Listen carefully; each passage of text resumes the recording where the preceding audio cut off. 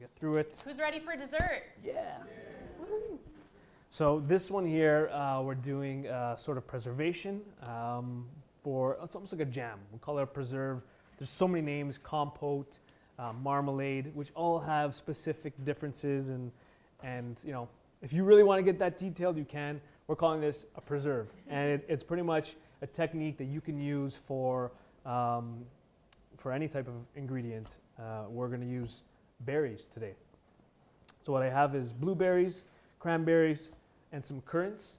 About 3 cups. You can mix it up. Raspberries, blackberries, all blueberries, up to you. And we're going to put it in. This is too small. I did not think of this properly. Big pot. All those berries in there. Again, about 3 cups worth. I want about a couple tablespoons of lemon juice. Half a lemon.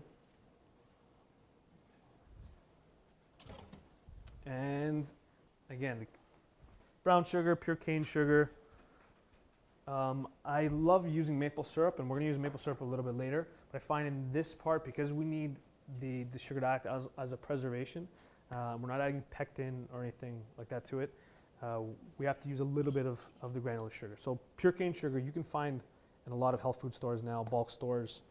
And like Chrissy said, it's less processed. So about half a cup in there. And that's about it. We're going to let that cook down. And you might think you need to add water or add liquid. It'll come out. And there's going to be a lot of liquid actually that'll come out. So about medium heat and slowly bring it up to a boil. Once it starts boiling, you can reduce the heat down a little bit and just let it simmer. And what you're going to have is this guy here. And this has actually been cooling. And you can see how thick this is. And this has been cooking for about 20 minutes, 25 minutes. And it'll still look pretty liquidy after that time. You just want to make sure that all the berries are broken down. Once it cools, it will thicken up considerably. So don't think that, oh, I got to keep cooking it, keep cooking it. The cool thing about it is why it's thickening up on its own is the berries naturally contain fiber, such as pectin. So they cause a gelling in your body that basically helps to lower your cholesterol and is good for healthy digestion. But as well, once you break down those berries, they start to gel and create that jam without you needing to add any other ingredients. So this you could jar, and if you wanted to just leave it like that, that's good in the refrigerator for about 2 weeks, 3 weeks. But again, for long-term preservation, put it in the jar. Make sure you have about a 1/2 inch headspace on the top, and you boil those jars. Same way with the pickles, about 10 minutes, and then those will last for you. So really, really easy. You can do this with strawberries. You can do this with apples even. And now for the Red Fife pumpkin scones. As you may know, I'm not much of a baker, but I've been doing this pretty often now, so I'm impressed. I've been doing okay. Red Fife is such an interesting flour. So it's a type of wheat, and it actually comes from Peterborough, so local. Local. So it's lower in gluten than other types of wheat, but it's not entirely gluten-free. So if you have celiac disease, it's not appropriate for you because it does still have gluten. If you're gluten sensitive, you may be able to manage with this. Choosing your Red Fife is a great way with any whole grain really to make sure that you're getting all of the benefits. In terms of baking and culinary use, I find it better to use it in recipes versus whole wheat. Whole wheat is fantastic to use, but it could taste a little too healthy. Let's put it that way.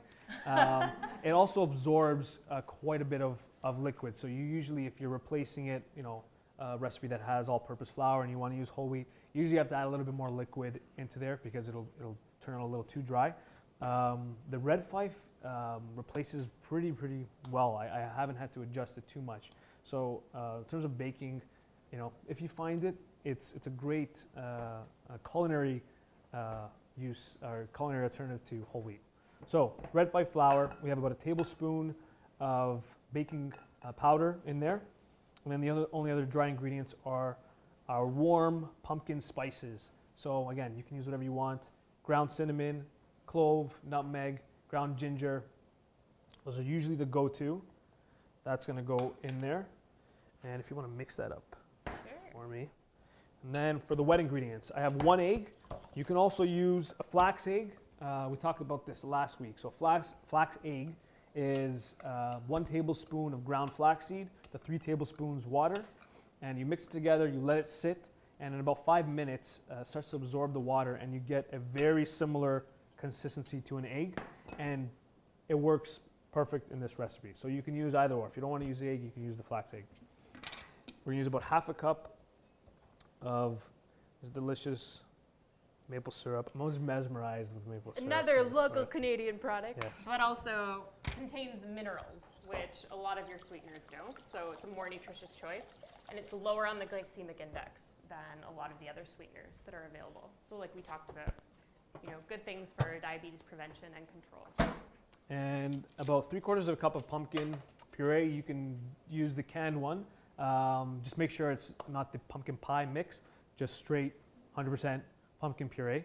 Or you can roast your own, which I did here, which is super simple.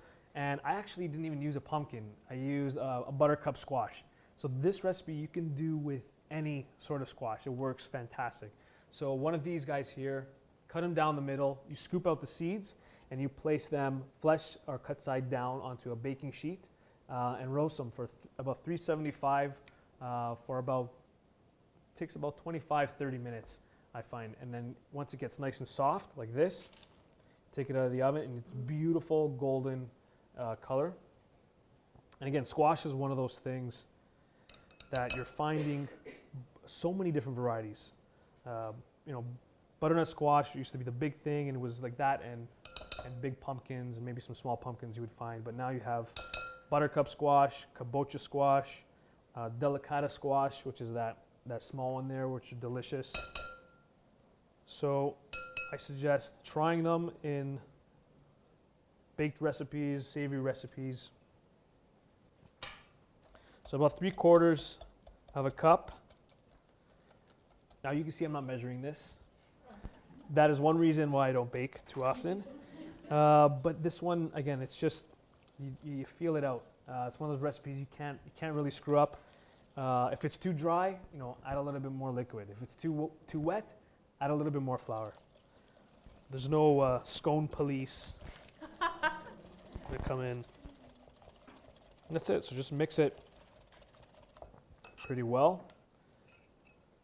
And then I'm going to slowly incorporate. And actually, there's one ingredient I did forget, which is our butter.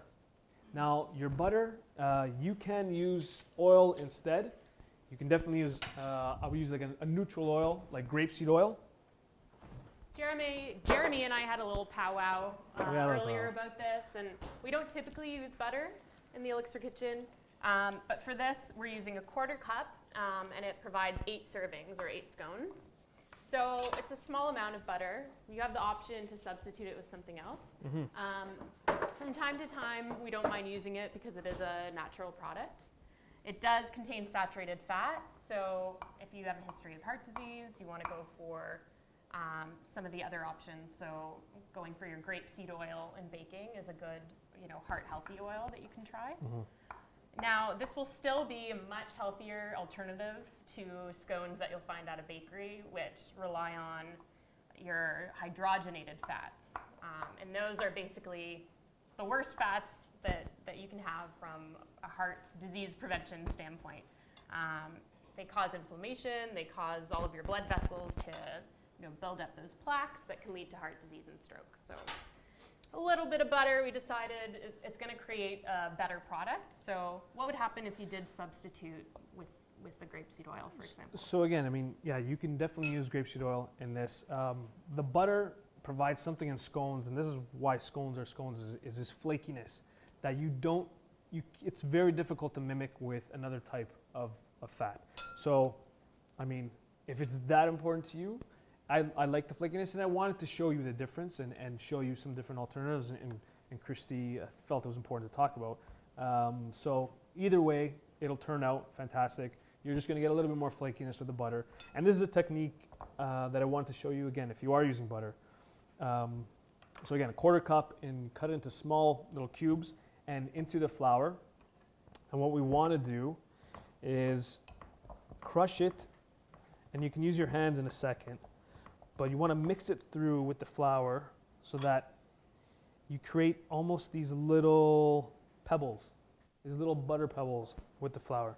The reason we do this is so that it incorporates evenly throughout the dough, and also when the heat hits it, this is what's going to create your flakiness. As soon as that heat hits that fat or that butter, it creates this lift, and it creates these layers.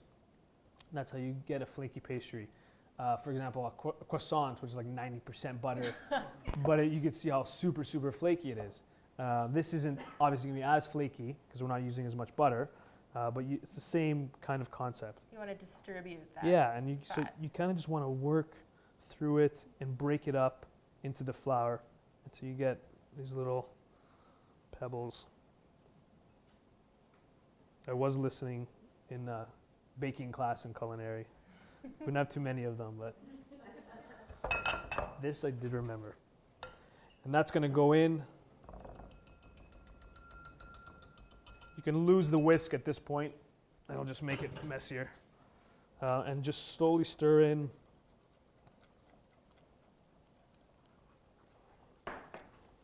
your flour. And just work it through until you get this dough, which is a little wet and sticky, but it's not, it'll still moldable. I'll show you that in a second. So you guys can see how that kind of turned out. And that the more pumpkin adds some beautiful moisture to it, but also adding some more vitamin A. So packing in the antioxidants into your baked goods is always a good idea.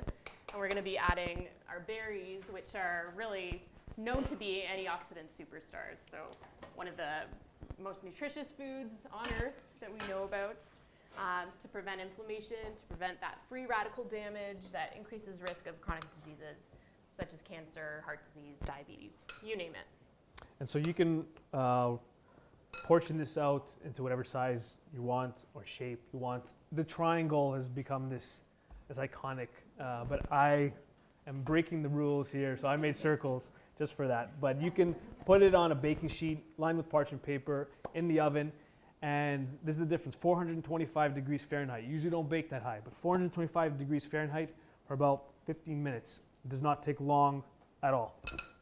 And you end up, I did them smaller, almost like cookies. You can do them bigger, but you have this beautiful color, this golden brown, and you can see when you break it open, it's like a really, really nice soft cookie. I mean, this is delicious for breakfast.